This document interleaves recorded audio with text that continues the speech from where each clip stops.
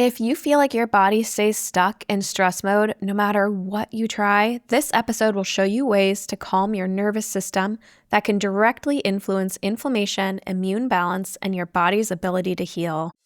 You've been told it's incurable, but here at Renegade Remission, we believe in rewriting the story. If you're facing a terminal or chronic illness, you are not alone. I'm Eleni Welch, certified nutritionist, and each week I share healing strategies and remission stories to help you take control of your health, feel better, and rediscover hope.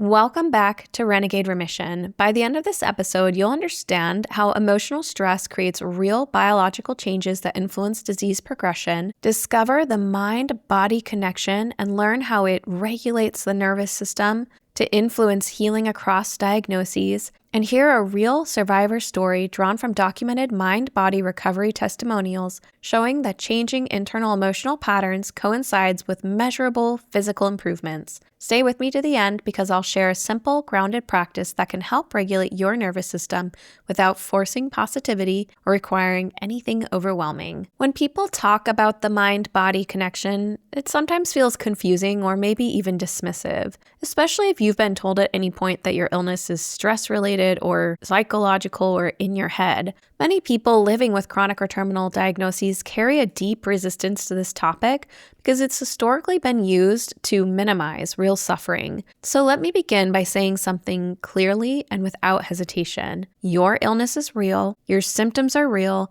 and nothing about the mind-body connection suggests that disease is imaginary or self-created. What science has discovered over the past several decades is something far more nuanced and far more empowering. The brain, immune system, endocrine system, and nervous system form an integrated network that communicate continuously. Emotional states influence hormone release, hormone signals influence immune behavior, immune activity influences inflammation, and inflammation feeds back into the brain. Rather than existing separately, the mind and body operate as a single adaptive system responding to internal and external experiences in real time. This does not necessarily mean you can think your way out of disease, but it does mean that the state of your nervous system, and whether it feels safe enough to rest and repair or trapped in an ongoing threat response, plays a measurable role in how illness unfolds. And before we explore the research that explains this more deeply, I want to begin with a real story that illustrates how powerful this connection can be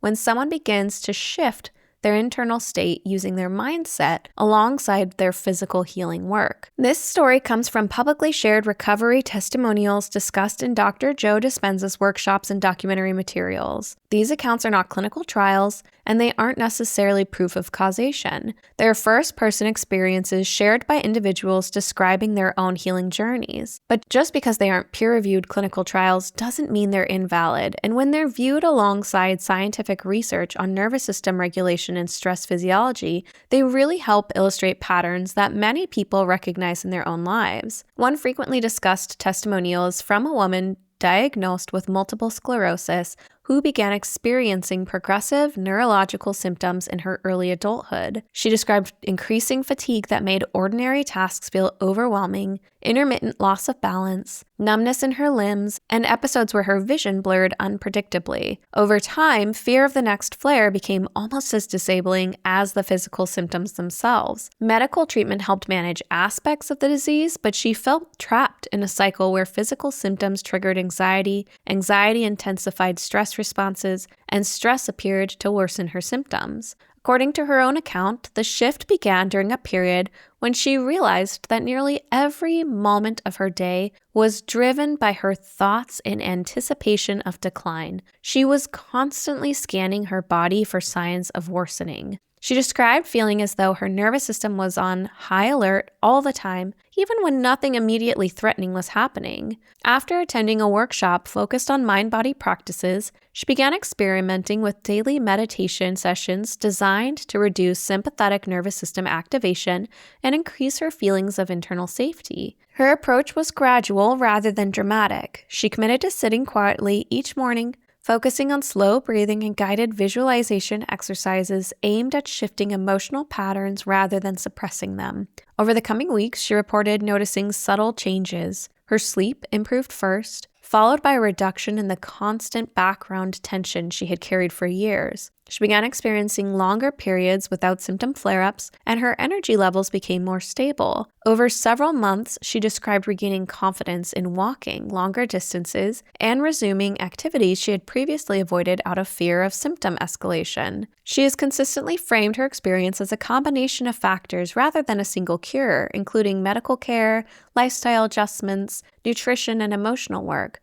But what she emphasizes most strongly is that the moment she realized her nervous system had learned to expect danger constantly and changed that so that it could begin learning to experience safety again, coincided with measurable shifts in how her body felt and functioned. Stories like hers represent lived experience. When we place them alongside research showing how chronic stress alters immune signaling and inflammation, a meaningful pattern emerges. The nervous system is not separate from disease, it participates in it. Modern research in psychoneuroimmunology reveals that emotional experiences translate into biological signals through three interconnected systems: the nervous system, the immune system, and the endocrine system. Understanding this relationship helps explain why supporting emotional regulation is not simply psychological care, it is physiological support. The autonomic nervous system constantly shifts between sympathetic activation associated with survival responses and parasympathetic activation associated with rest and repair.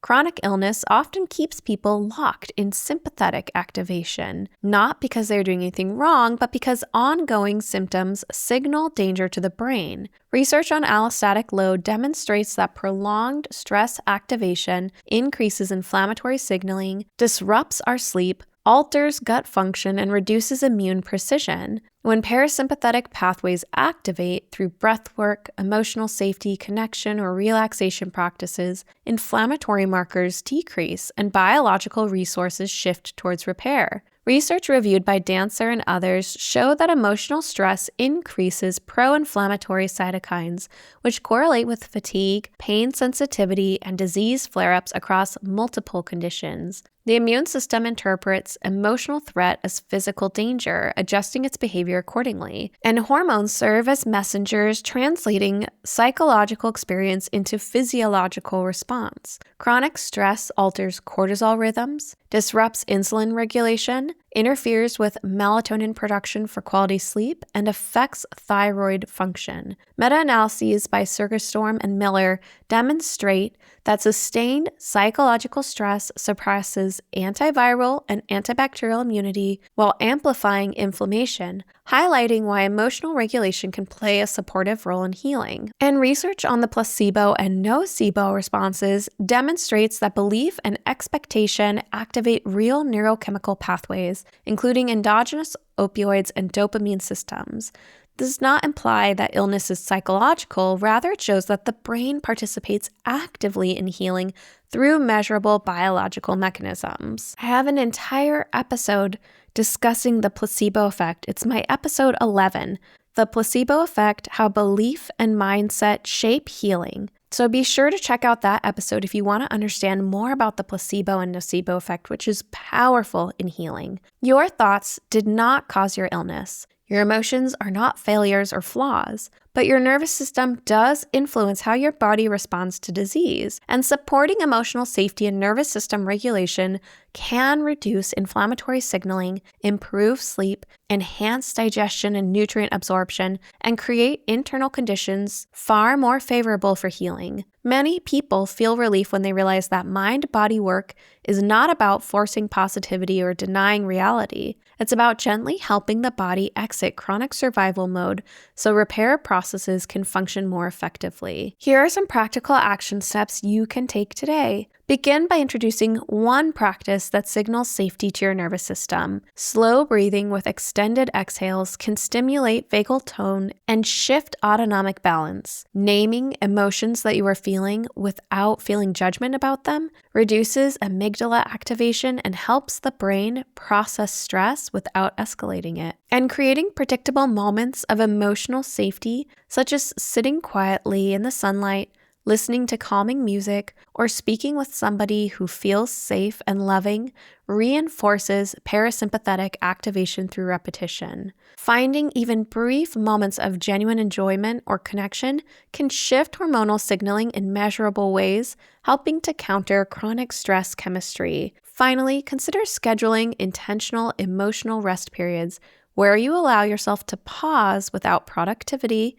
or expectation. This form of rest reduces nervous system load even when physical symptoms remain present. The mind-body connection does not mean that illness is psychological or in your head, and it doesn't promise miraculous outcomes. But what it does offer is something more powerful: the understanding that your inner experience influences your biology in ways science increasingly recognizes. When the nervous system begins to feel safer, the body can gain access to healing processes that were previously suppressed by chronic stress. In our coming episodes, I'll continue sharing nutrition and lifestyle changes that influence our healing, as well as discussing how trauma and stress can shape disease and healing. So stay tuned for those episodes, and until then, go be renegades.